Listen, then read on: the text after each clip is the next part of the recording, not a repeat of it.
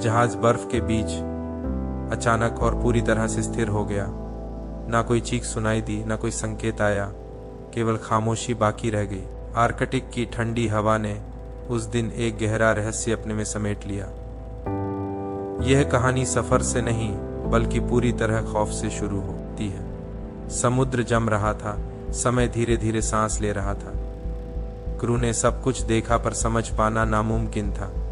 Compass घूमता रहा, मानो दिशा खुद रास्ता भूल गई हो। रेडियो से आवाज आई पर शब्द कभी स्पष्ट नहीं हुए। बर्फ के टुकड़े शीशे जैसे जहाज को घेरे हुए। यहाँ यात्रा केवल मंजिल तक नहीं बल्कि जीवित रहने के प्रयास तक सीमित थी। कप्तान की आंखों में नक्शे से अधिक का डर समाया हुआ था।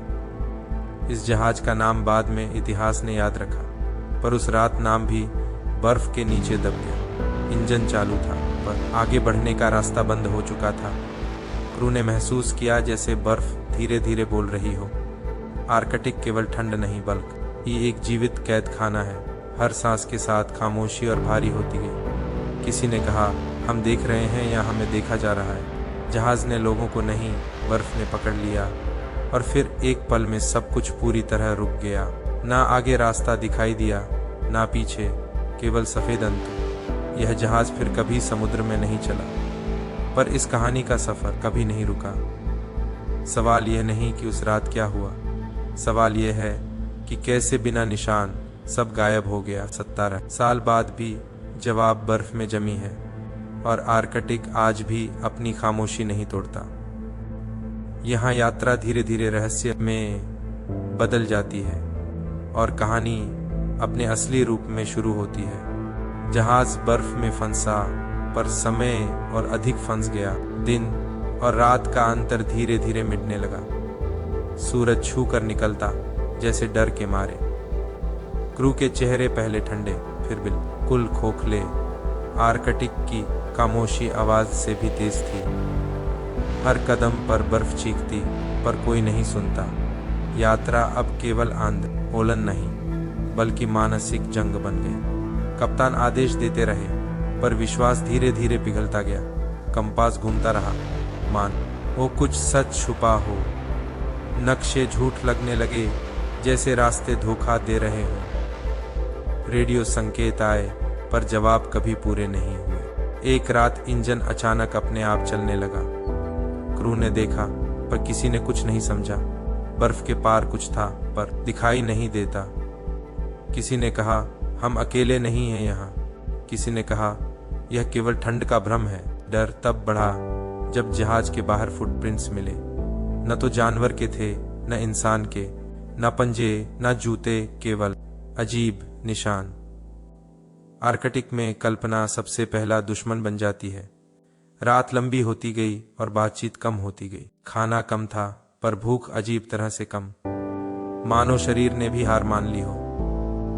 यात्रा अब केवल बचने से आगे बढ़ने लगी धीरे धीरे। किसी ने डायरी लिखनी शुरू की चुपचाप रातों में। शब्दों में ठंड से अधिक डर जमा हो चुका था। वह लिखता रहा जब तक हाथ कांपते रहे।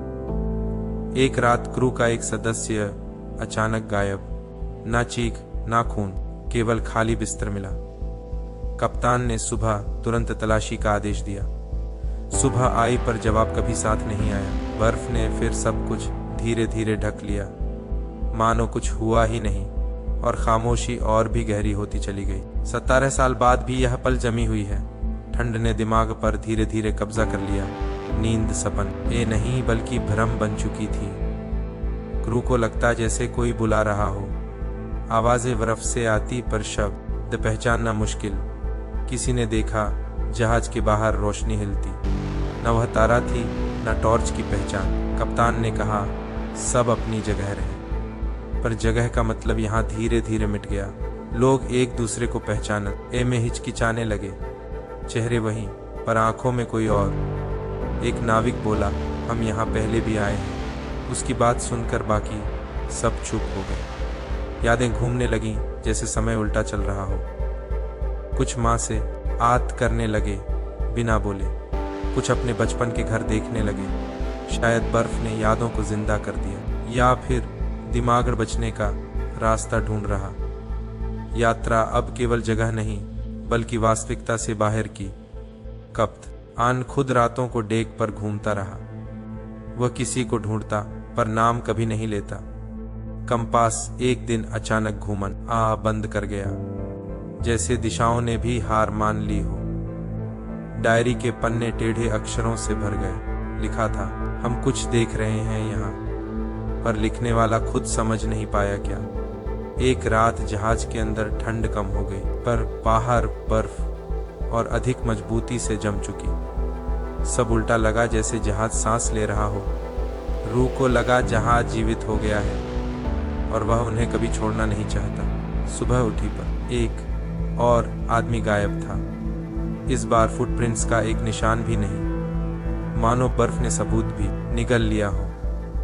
डर अब खामोशी से भी भारी बन गया। 17 साल बाद भी यह कैद बरकरार। कप्तान ने बिना मीटिंग अंतिम फैसला लिया। शव मिले, पर कुछ तार्किक बैठ नहीं रहा था। कपड़े सही, पर चेहरे अजनबी और अजीब लगते, जैसे समय ने पहचान को भी जकड़ दिया।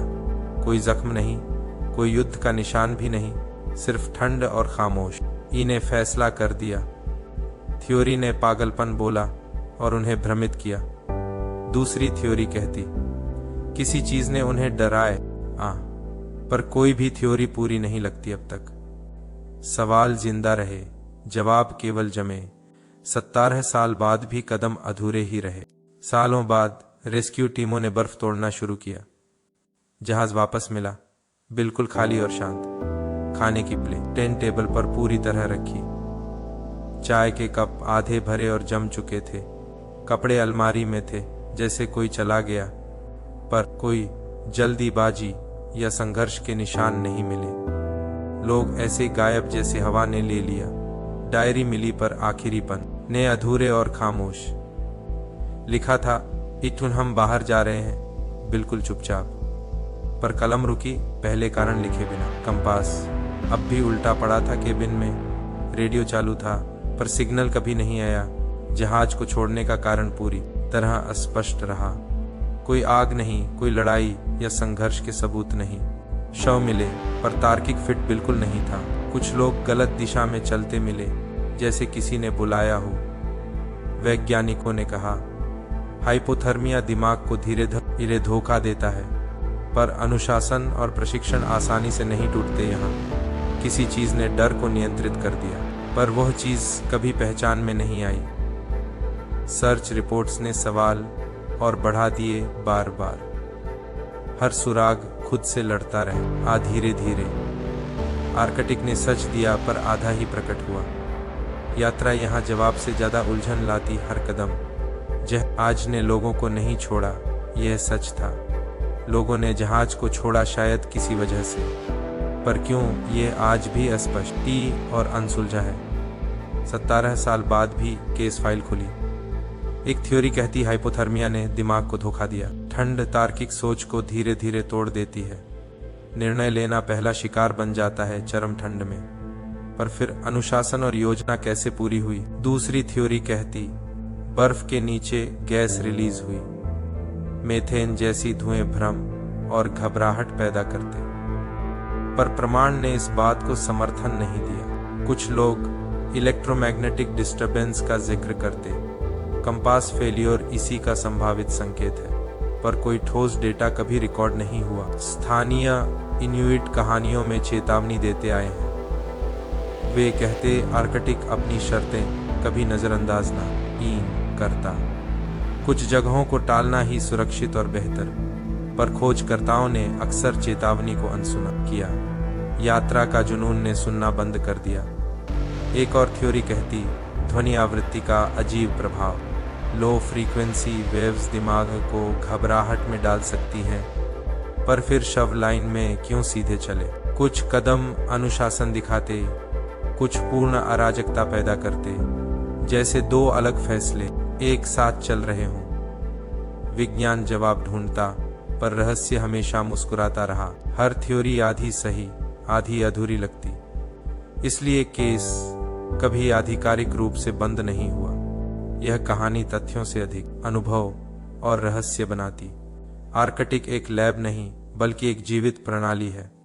यह निरीक्षण होने पर तुरंत प्रतिक्रिया करता है। यात्रा यहाँ केवल जगह नहीं, व्यवहार को परखती।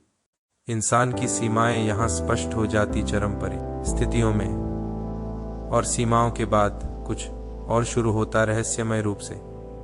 17 साल बाद भी वहां कुछ अनदेखा है। लाइक, शेयर और सब्सक्राइब करें इलीजियन जर्नीज को, जहां अद्भुत सफर कभी खत्म नहीं होते।